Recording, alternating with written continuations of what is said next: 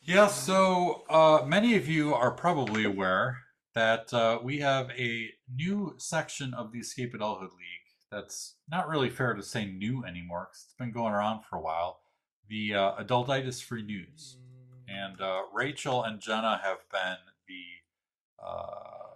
heavy lifters of that. And every day we're posting something fun, happy, silly, inspiring, which of course, with the election season that we are currently in, we need as much of that kind of stuff as possible. Yes. So, Combat. all the more reason. So, I wanted to highlight a few of the really good ones from this week, Okay. just to give us something to talk about a little bit.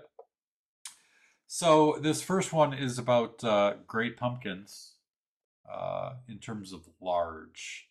And apparently, the Independent reported on the Pennsylvania Giant Pumpkin Growers Association. There really is an association for everything. Yes. I would love to speak to those folks about the lifestyle of growing these impressive crops. So the group has 100 farmers. The average giant pumpkin weighs around 1,000 pounds. And the world record stands at 2,749 pounds, which is slightly heavier than a Honda Fit. Oh! So that's epic. Impressive, yes. Wow. Farmers work on growing from mid-April to October, take care of tending the pumpkin patch from start to finish, considering soil quality, seed genetics, plenty of space, and care. So what's kind of cool, many families have been part of the community of growers for a long time and consider themselves dynasties. Interesting. That's pretty cool. Yeah. I bet. So any thoughts on that? Did it say like if it's in a certain region of the country? Well, it's all over the place, Yeah. but this particular focus was on Pennsylvania. Okay. But there's other places that are part of this, but this was specifically the group of people. Well, it'd have to be regional because you're not transporting. Not a lot of traveling, probably. Right. Yeah. You know? So that's very interesting. Huh. You'll have to tell me if there's any good comments that come in because I cannot see any of them. How do they carry those pumpkins to the fair? Amy says. Yeah, I mean, I am having that same question. It's a good question. Yeah. I don't know. They probably have to call Superman in, I suppose. They could. All right. Here's another story. Forklift, Jenna says. I love this one. This is workaholic chairs. So there was a design company in the UK called Chairbox that they were talking amongst themselves about the work until you die mentality that plagues the workforce these days. And so they used CAD software to design a coffin-shaped chair.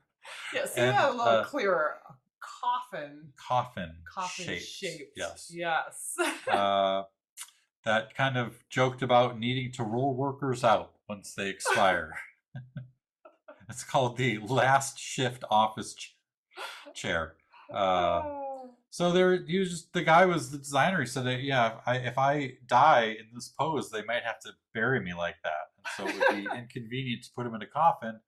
And so they probably would create a special coffin in this case, and they made a CAD version 3D model. So. Oh, Kathy says she needs one for her boss. Yes. So that says a lot, Kathy. Oh my goodness.